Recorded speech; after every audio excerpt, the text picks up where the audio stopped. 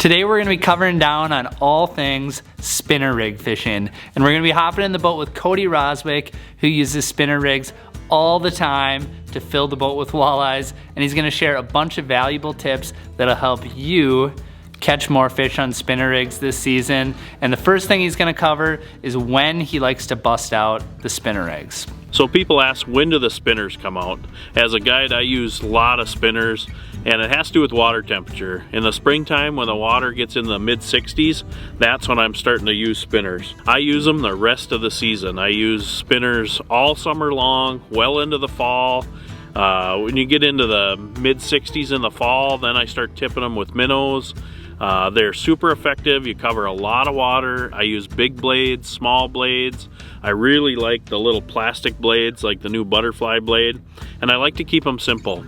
For the most part, I just use a spinner, a few beads, and an octopus hook.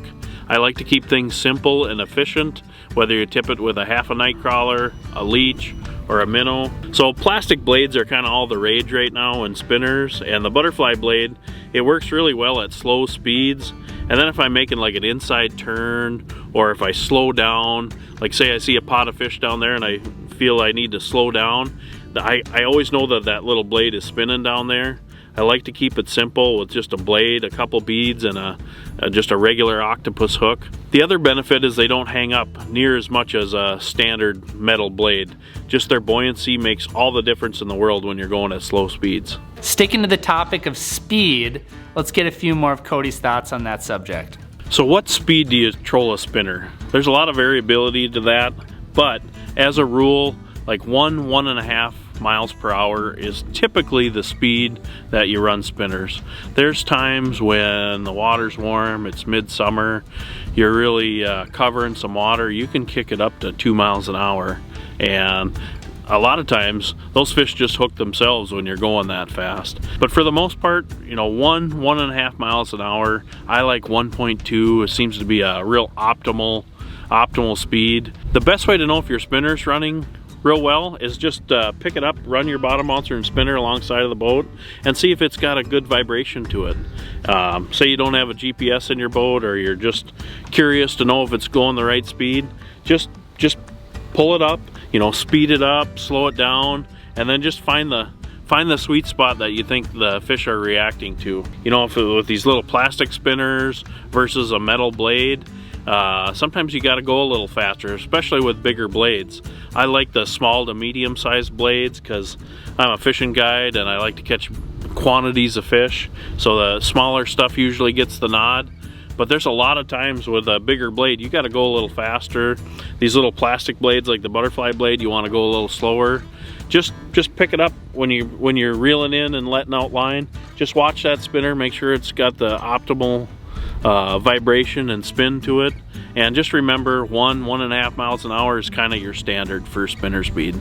People always want to know how long of a leader should they be running in front of their spinner rig, and the answer is it depends. It depends on water clarity, depends on the type of cover that you're fishing around, and Cody's gonna talk a little bit more about this topic, and he's gonna share how long of a leader he likes to run on the bodies of water that he fishes. I use a lot of package spinners. I tie a lot of my own spinners.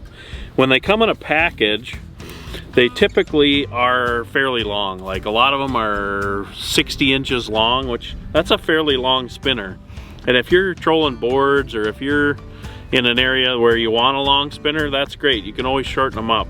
I typically shorten them up because I use them on like an L-shaped bottom bouncer, and I don't like them too long because if you slow down, they sink to the bottom and they get snagged up a lot. One quick little tip I'll give you: when you shorten up a spinner, I just get the desired length that I like, and I do 2 overhand knots.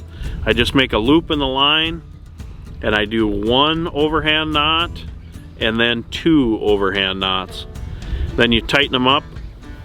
You tighten that up and then cut your tag end, and then you got the optimal spinner length that you want on that desired day. If you pull spinner rigs a lot, one thing that's super key is making sure that you keep things neat and tidy in your boat. Here's how Cody likes to stay organized with his rigs. So I go through a lot of spinners, and one of the keys is just to keep them from being a tangled mess. So I just use these little plastic tubes.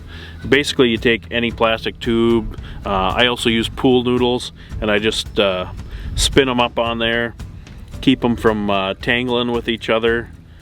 Typically, you just stab the hook into the reel, whether it's a pool noodle or a little plastic container like this. I have like live bait rigs on here, spinners. Anytime you have a leader material, it's nice to just keep things simple and efficient and tangle free. Another important part of the equation is making sure you have a rod, reel, line combo that'll get the job done for you. Here's Cody's go-to setup. So let's go over the rod and reel setup. Typically I prefer a bait caster with a 7-foot rod, medium action with a fast tip. And what I mean by that, you really want something that has a fast tip that is very forgiving. When the fish grab your bottom bouncer and spinner setup, a lot of times they'll swim with it. So having that fast tip rod allows the angler to have that extra second so that tip can load up and you can set the hook before the fish feels you. That's really important in a good bottom bouncer setup. Again, 7 foot, I like a bait caster rod. I use a no stretch line, typically a 10-pound super line, and then I just use a little snap to snap the bottom bouncer and spinner on so you can change sizes real easily. And in a nutshell, that's a great setup for bottom bouncing. Next up, let's talk color. So when it comes to colors and spinners, I like the tried and true. I like the silvers, golds, white, chartreuse, and then contrasting colors. If you have like a chartreuse and white, blue and white, maybe a pink and purple, a lot of those contrasting colors really make sense. So overall, there's a lot of colors to choose from, and having those good confidence colors makes all the difference. But just remember, at the end of the day, that piece of meat on the hook is what gets bit. Speaking of meat, here's some of Cody's thoughts on what you should be putting on the back end of that spinner rig. So I use thousands of night crawlers on my spinner harnesses every year. I like how versatile they are. They're easier to get. Yes, I use leeches, especially early in the year when they're more readily available. But day in and day out, I gotta have night crawlers in the boat. Night crawlers are so versatile because you can use a nice long one, you can use a half a night crawler, and sometimes I even use like a 1-inch piece of crawler to make sure that they get a hook in their mouth. So day in and day out, night crawlers gets my vote when it comes to spinner fishing.